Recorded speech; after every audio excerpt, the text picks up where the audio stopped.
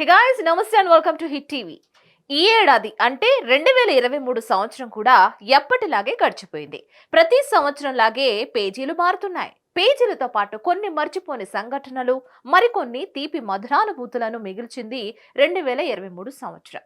ఎన్నో సంఘటనలు, సమావేశాలు, మరెన్నో మర్చిపోలేని విషాద ఘటనలు ప్రపంచవ్యాప్తంగానే కాకుండా తెలుగు రాష్ట్రాల్లోనూ చోటు చేసుకున్నాయి. మరి ఆ సంఘటనలు ఏంటో ఓ లుక్కేద్దాం పదండి.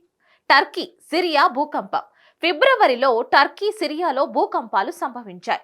7.8 తీవ్రతతో సంభవించిన మొదటి ప్రకంపన తర్వాత అనేక బలమైన ప్రకంపనలు నమోదయ్యాయి. ఈ భారీ భూకంపం కారణంగా టర్కీలో 59,000 మంది, సిరియాలో 8,000 మంది మరణించారు.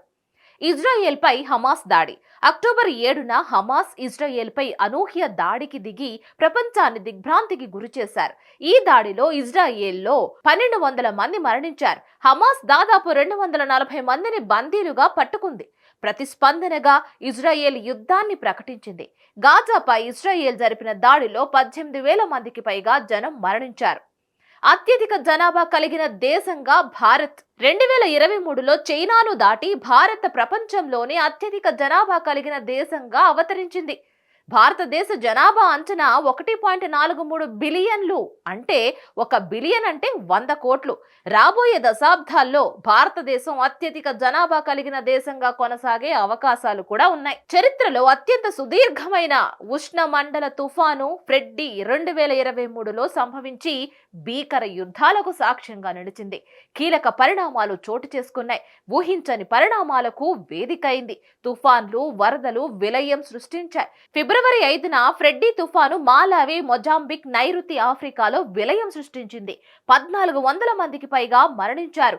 ఇప్పటి వరకు సుదీర్ఘకాలం కొనసాగిన ఉష్ణ మండల తుఫాను ఇది. టర్కీ సిరియా భూకంపం ఫిబ్రవరి 6వ తేదీన రిక్టర్ స్కేల్ పై 7.8 తీవ్రతతో విలయం సృష్టించింది. అది కూడా వరుసగా 5 సార్లు భూమి కంపించింది. ఫలితంగా టర్కీలో 89,000 మంది, సిరియాలో 8,000 మంది మృత్యువాత పడ్డారు. G20కి ఆతిథ్యం. సెప్టెంబర్ 9, 10 తేదీల్లో భారతదేశం G20 శిఖరాగ్ర సమావేశానికి ఆతిథ్యం ఇచ్చింది. ఈ సదస్సుకు అమెరికా అధ్యక్షుడు జో బైడెన్, కెనడా ప్రధాని జస్టిన్ ట్రూడో, బ్రిటన్ ప్రధాని రిషి సునాక్ సహా 43 మంది వివిధ దేశాల అధినేతలు హాజరయ్యారు. COP28 summit. వాతావరణ మార్పులపై COP28 సమ్మిట్ దుబాయ్లో నవంబర్ 30 నుంచి డిసెంబర్ 12 వరకు జరిగింది. ఈ ఏడాది ప్రపంచ ఉష్ణోగ్రత అన్ని రికార్డులపై బద్దలు కొట్టేసింది. ఇప్పటి వరకు నమోదైన అత్యంత వేడి సంవత్సరంగా 2023 నిలిచింది. ప్రపంచ నేతలంతా ఈ సదస్సులో కర్బన ఉద్గారాలను తగ్గించే ప్రయత్నాలను చర్చించారు. హర్దీప్ సింగ్ నిజ్జర్ హత్య. ఖలిస్తానీ ఉగ్రవాది హర్దీప్ సింగ్ నిజ్జర్ జూన్ 18న కెనడాలోని బ్రిటిష్ కొలంబియాలో సర్రేలో హత్యకు గురయ్యాడు. ఈ నేపథ్యంలో చోటు చేసుకున్న పలు పరిణామాలతో ఇరు దేశాల మధ్య సంబంధాలు క్షీణించాయి. అమెరికాలో ఎగిరిన చైనా బెలూన్లు.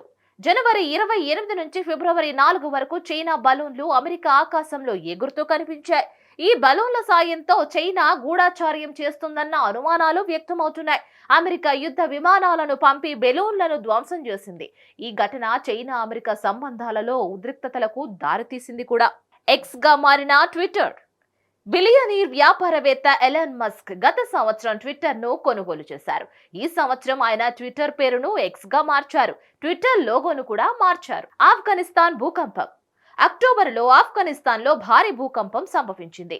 ఈ విపత్తుల్లో 4,000 మందికి పైగా ప్రజలు మరణించారు. 9,000 మందికి పైగా జనం గాయపడ్డారు. 13,000కు పైగా ఇళ్లు ధ్వంసమయ్యాయి. మణిపూర్లోని తెంగ్ నౌపాల్లో కాల్పుల ఘటన నమోదైంది. ఆ తర్వాత అస్సాం రైఫిల్స్ ఆ ప్రాంతంలో ఆపరేషన్ ప్రారంభించింది. ఆపరేషన్ అనంతరం తెగ్నోపాల్ జిల్లాలో 13 మృతదేహాలను వెలికి తీశారు. ఓ అధికారి తెలిపిన వివరాల ప్రకారం మధ్యాహ్నం సమయంలో ఈ ఘటన చోటు చేసుకుంది. మా బలగాలు లోపలికి వెళ్లి అక్కడికి చేరుకున్న తర్వాత వారు లీదు గ్రామంలో 13 మృతదేహాలను కనుగొన్నారు. మృతదేహాల పక్కన ఎలాంటి ఆయుధాలను బలగాలు కనుగొనలేదని అధికారి తెలిపారు. లీతు ప్రాంతంలో మరణించిన వ్యక్తులు స్థానికంగా కనిపించడం లేదని, వారు వేరే ప్రాంతం నుంచి వచ్చి మరొక సమూహంతో కాల్పులు జరిపి ఉండవచ్చునని అధికారిక మూలం తెలిపింది. చంద్రయాన్ 3 ప్రయోగం సక్సెస్. చంద్రుడిపై అధ్యయనానికి చేపట్టిన ప్రతిష్టాత్మక చంద్రయాన్-3 ప్రయోగం భారత అంతరిక్ష పరిశోధన సంస్థ ఇస్రో జూలై 14న చేపట్టింది. తిరుపతి జిల్లా శ్రీహరికోటలోని సతీష్ ధావన్ స్పేస్ సెంటర్ నుంచి ప్రయోగించింది.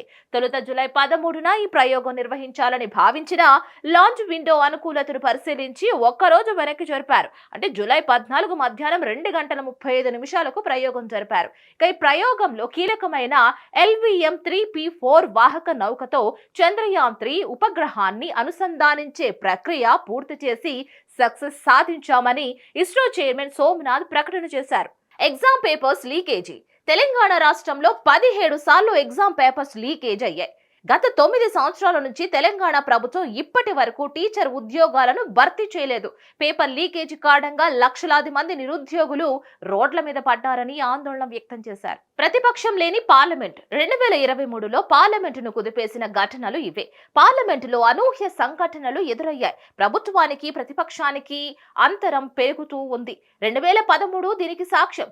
ఎలాగంటే పార్లమెంటు లోపల ప్రతిపక్షాల సస్పెన్షన్, వాకౌట్, బయట నిరసనల ప్రదర్శనల నడుమ పార్లమెంట్ శీతాకాల సమావేశాలు ముగిశాయి. రికార్డు స్థాయిలో 146 మంది ఎంపీల సస్పెన్షన్ పార్లమెంటు చరిత్రలో ఎప్పటికీ మర్చిపోలేనిది. భారత పార్లమెంటు చరిత్రలో ప్రతిపక్షం లేని పార్లమెంట్ ఇదే కావచ్చు. ఎంపీల సస్పెన్షన్ తో ప్రతిపక్షాల బెంచీలు ఖాళీ అయ్యాయి. ప్రజాస్వామ్య విలువలను నిరంకుశం మోదీ ప్రభుత్వం చెత్తబుట్టలో పడేసిందని కాంగ్రెస్ నేతలు ఆగ్రహం వ్యక్తం చేశారు. పార్లమెంట్ ఉభయ సభల్లో ఎలాంటి చర్చ లేకుండానే బిల్లులు పాస్ అయిపోయాయి. వన్డే ప్రపంచ కప్ 2023లో చరిత్ర సృష్టించిన ఆస్ట్రేలియా. వన్డే ప్రపంచ కప్ 2023లో భాగంగా న్యూజిలాండ్ తో ప్రారంభమైన మ్యాచ్ ద్వారా ఆస్ట్రేలియా చరిత్ర సృష్టించింది. శనివారం న్యూజిలాండ్ తో ఆడిన ఈ మ్యాచ్ వన్డే ప్రపంచ కప్ చరిత్రలో ఆస్ట్రేలియాకు 100వది కావడం విశేషం. దీంతో 48 ఏళ్ల వన్డే ప్రపంచ కప్ చరిత్రలో 100 మ్యాచ్లు పూర్తి చేసుకున్న మొదటి జట్టుగా ఆస్ట్రేలియా ప్రపంచ రికార్డు నెలకొల్పింది. ప్రపంచ కప్ లో ఇప్పటి వరకు 99 మ్యాచ్లు ఆడిన ఆస్ట్రేలియా ఏకంగా 72 మ్యాచ్ల్లో గెలిచింది.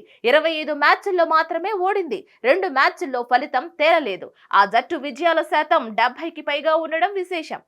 రష్మిక బోల్డ్ గా కనిపించిన ఫోటో. నెట్టింట వైరల్ అవుతున్న వీడియోలో రష్మిక బోల్డ్ గా కనిపించింది. అలాగే ఆమె ఫారిన్ స్లాంగ్ లో మాట్లాడడం చూస్తే అది పక్కా ఫేక్ వీడియో అని ఏఐతో మార్ఫింగ్ చేశారని అర్థమవుతోంది. ఈ వీడియో నెట్టింట వైరల్ అవగా సినీ ప్రముఖులు, నెటిజన్స్ ఆగ్రహం వ్యక్తం చేశారు. ఈ వీడియోపై బాలీవుడ్ బిగ్ బి అమితాబ్ సైతం ఫైర్ అయ్యాడు. ముందుగా ఈ వీడియోను జర్నలిస్ట్ అభిషేక్ షేర్ చేస్తూ ఆ వీడియోలో ఉన్న యువతి జారా పటేల్ అని తేల్చేశారు. కానీ ఎవరో రష్మిక ఫోటోను మార్ఫింగ్ చేసి నెట్టింట షేర్ చేశారు. అయితే ఆ వీడియోలో ఉన్నది రష్మిక అని చాలా మంది భ్రమపడ్డారు. ఈ వీడియోపై అమితాబ్ స్పందిస్తూ ఇలాంటి ఫేక్ వీడియోస్ మార్ఫింగ్ చేసే వారిని కఠినంగా శిక్షించాలంటూ ట్వీట్ చేశారు. 2023లో మళ్లీ కరోనా పంజా. దేశంలో కరోనా మహమ్మారి మళ్లీ పంజా విసిరింది. కరోనా కేసుల సంఖ్య గణనీయంగా పెరుగుతున్న క్రమంలో మరణాలు కూడా చోటు చేసుకుంటున్నాయి. దీంతో ప్రజలు మళ్లీ కరోనా మహమ్మారి పట్ల భయంతో వణికిపోతున్నారు. 412 తాజా కరోనా కేసుల చేరికతో భారతదేశంలో యాక్టివ్ కేసుల సంఖ్య 4093కి చేరుకుందని ఆరోగ్య మంత్రిత్వ శాఖ అధికారిక వెబ్సైట్ లో పేర్కొంది. ఇప్పటికీ కరోనా మహమ్మారి కారణంగా కర్ణాటకలో 3 కొత్త మరణాలు నమోదయ్యాయి. తెలంగాణ రాష్ట్రంలో 2 రోగులు మృతి చెందారు. ఇటు ఏపీలోనూ కరోనా మహమ్మారి కారణంగా చికిత్స పొందుతూ ఒక మహిళ మృతి చెందింది. ఉదయం 8 గంటలకు నవీకరించబడిన మంత్రిత్వ శాఖ డేటా ప్రకారం కరోనా మహమ్మారి కారణంగా మరణించిన వారి సంఖ్య 5,33,340కు చేరుకుంది. తెలంగాణలో అధికారంలోకి వచ్చిన కాంగ్రెస్. తెలంగాణ రాష్ట్రంలో కాంగ్రెస్ ప్రభుత్వం అధికారాన్ని కైవసం చేసుకుంది. సీఎం గా రేవంత్ రెడ్డి, కాంగ్రెస్ లో పలువురు నేతలు ప్రమాణ స్వీకారం చేశారు. కొత్త ప్రభుత్వం అధికారంలోకి కాంగ్రెస్ 6 గ్యారంటీలను అమలు చేసే దిశగా పనిచేస్తున్నారు. మహాలక్ష్మి పథకం కింద మహిళలకు ఫ్రీ బస్ స్కీమ్ ను అమలు చేశారు. డిసెంబర్ 26న రేవంత్ రెడ్డి, భట్టీలు ప్రధాని మోదీని కలిశారు. అనంతరం రాష్ట్రానికి సంబంధించిన పలు కీలక విషయాలపై చర్చించారు. వర్షాకాలం కారణంగా ఉమ్మడి వరంగల్ జిల్లాలో విషాదాన్ని నింపింది. భూపాలపల్లి జిల్లాలోని తీర ప్రాంతాలన్నీ నీట మునిగి చాలా మంది ప్రాణాలు కోల్పోయారు. ఏపీ విషయానికి వస్తే స్కిల్ డెవలప్మెంట్ కేసులో ఏపీ మాజీ సీఎం చంద్రబాబు నాయుడు అరెస్ట్ అయ్యారు. సెప్టెంబర్ 22 వరకు విజయవాడ ఏసీబీ కోర్టులో రిమాండ్ విధిస్తూ ఆదేశాలు జారీ చేశారు. కోర్టు తీర్పు అనంతరం చంద్రబాబు నాయుడును పోలీసులు అదుపులోకి తీసుకున్నారు. ఆ తర్వాత ఆయనను పోలీసులు రాజమండ్రి జైలుకు తరలించారు. అయితే ఉమ్మడి ఏపీలో జైలుకు వెళుతున్న తొలి మాజీ ముఖ్యమంత్రిగా చంద్రబాబు నాయుడు నిలిచారు. సో తెలుసుకున్నారు కదా 2023లో జరిగిన సంఘటనల గురించి. మీకు ఎలా అనిపించిందో కామెంట్స్ లో మాకు తప్పకుండా తెలియజేయండి. ఈ వీడియో కనుక మీకు నచ్చినట్లయితే like, share and subscribe to hit TV.